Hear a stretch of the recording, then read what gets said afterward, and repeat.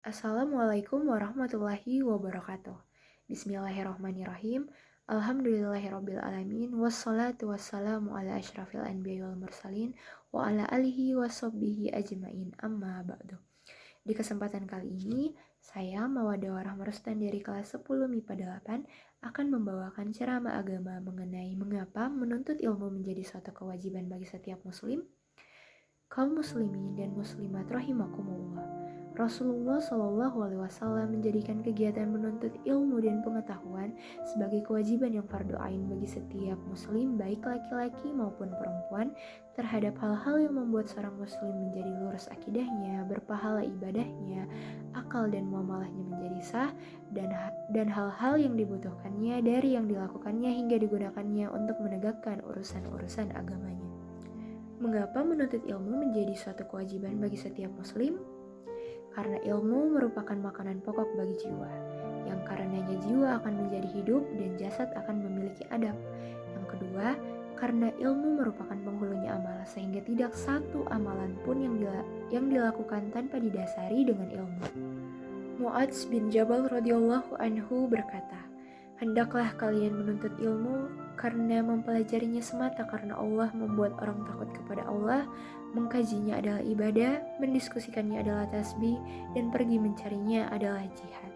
Menuntut ilmu adalah salah satu jalan Allah Ta'ala sehingga seorang penuntut ilmu hendaknya menghiasi batin serta membersihkan hati dari segala keyakinan dan akhlak yang buruk. Sebab menuntut ilmu merupakan dua proses ganda, di mana bagian pertamanya adalah masuknya makna-makna dan hakikat yang dikandung suatu ilmu ke dalam jiwa seseorang, dan yang kedua adalah sampainya jiwa pada makna-makna dan hakikat ilmu tersebut. Kemudian ada pula keutamaan bagi yang menuntut ilmu dan pemilik ilmu. Yang pertama, sebagaimana dinyatakan dalam hadits riwayat Ibnu Majah, Rasulullah Shallallahu Alaihi Wasallam bersabda bahwa siapapun yang menempuh jalan untuk belajar satu pengetahuan, Allah akan mudahkan jalan baginya menuju surga. Dan sungguh para malaikat membentangkan sayap mereka seraya meridhoi penuntut ilmu. Sungguh penghuni langit, bumi, hingga yang berada di lautan memohonkan ampunan kepada Allah Subhanahu wa Ta'ala bagi penuntut ilmu. Sungguh keutamaan rembulan dibanding seluruh gemintang. Sungguh para ahli ilmu adalah pewaris Nabi, sedang para nabi tidaklah mewariskan dinar dan dirham, melainkan pengetahuan.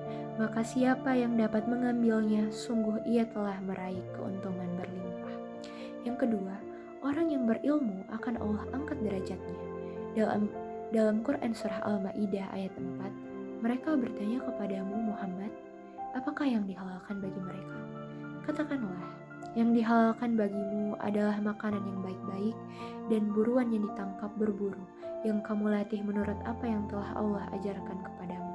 Maka makanlah apa yang ditangkapnya untukmu dan sebutlah nama Allah sewaktu melepasnya. Dan bertakwalah kepada Allah, sungguh Allah maha cepat hisabnya. Ayat tersebut menunjukkan bahwa binatang menjadi mulia karena ilmu dan diberi kedudukan yang berbeda dengan binatang yang tidak berilmu. Seandainya bukan karena ilmu, niscaya hasil buruan binatang yang terlatih dan tidak terlatih statusnya sama, yakni haram untuk dikonsumsi. Jika kedudukan binatang saja bisa mengalami kenaikan karena ilmu, bagaimana halnya dengan kedudukan seorang manusia yang jelas-jelas kedudukannya lebih tinggi dan lebih mulia daripada binatang apabila ia berilmu. Allah Subhanahu wa Ta'ala berfirman dalam Quran Surah Al-Mujadilah ayat 11, niscaya Allah akan mengangkat derajat orang-orang yang beriman di antaramu dan orang-orang yang diberi ilmu beberapa derajat. Yang ketiga, Imam Al-Bukhari mengutip hadits Rasulullah SAW yang diriwayatkan sahabat Abdullah bin Amr bin As bahwa saya pernah mendengar Rasulullah SAW bersabda bahwa ketika aku sedang tidur, aku bermimpi diberi segala susu. Aku pun meminumnya hingga sungguh aku melihat kepuasan mengalir dari kuku jemariku. Lalu aku berikan sisanya kepada Umar bin Al-Khattab. Para sahabat bertanya, apakah takwil mimpi tersebut wahai Rasulullah? Rasulullah SAW menjawab, ilmu.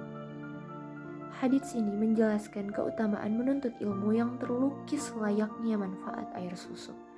Air susu diketahui amat bermanfaat dan menyehatkan, seolah menghadirkan kesan bahwa ilmu sejati ialah ilmu yang memberikan manfaat bagi kehidupan, sekaligus melahirkan kondisi yang menyehatkan bagi jiwa raga pemiliknya.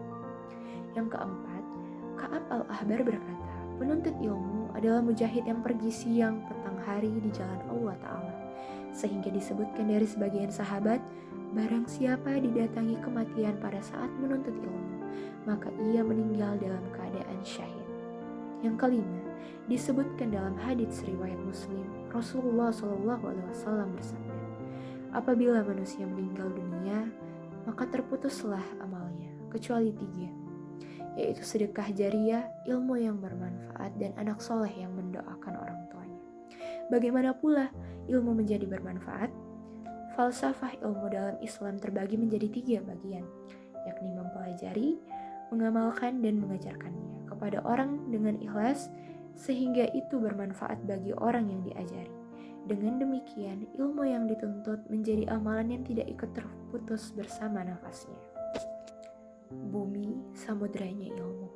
Karenanya lahir manusia dalam ketidaktahuannya, di mana proses berilmunya ketika tumbuh manusia seiring keingintahuannya, sampai ketika ilmu dalam aliran darah menjadi laksana ibadah sepanjang dan selepas nafasnya. Sekiranya itu yang dapat saya sampaikan, semoga bermanfaat bagi siapapun yang mendengarkannya. Wassalamualaikum warahmatullahi wabarakatuh.